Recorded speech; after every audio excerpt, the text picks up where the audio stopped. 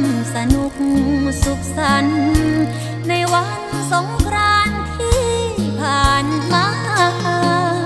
สงกรานต์ผ่านแล้วก็จากกันแล้วเด้ออ้ายเด้อจังได้อย่าลืมกันเด้อเอาไว้คอยเจอกันปีหน้า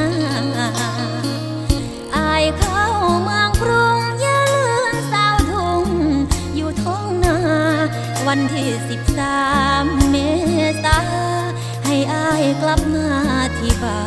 นเฮาโชคดีเด้อละอายฝากเป็นความหมายจับมืออายเบา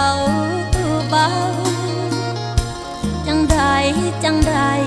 ใจอย่าลืมคนเก่าแม่นไปอยู่ใส่อายอย่าลืมหากเขา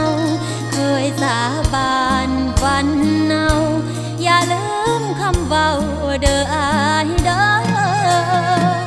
โชคดีมีชัยสมหวังดังใจเถอะเด้ออายให้เก็บเงินได้หลายสิคิดพอได้นั่นอยู่เสมออายก็อย่าลืมคำที่ขอร้องจากน้องเด้อวันที่13ตามนัดเจอสงกรานต์ปีหน้าเข้ามาพบกัน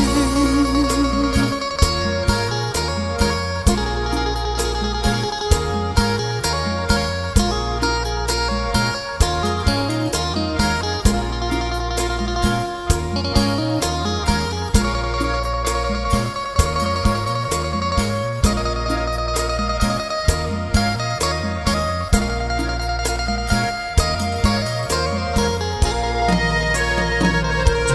คดีมีชัยสมหวังดังใจเถอะเด้ออายให้เก็บเงินได้หลายสิคิดพอได้นั่นอยู่เสมออายก็อย่าลืมคำที่ขอร้องจากน้องเด้อวันที่13ต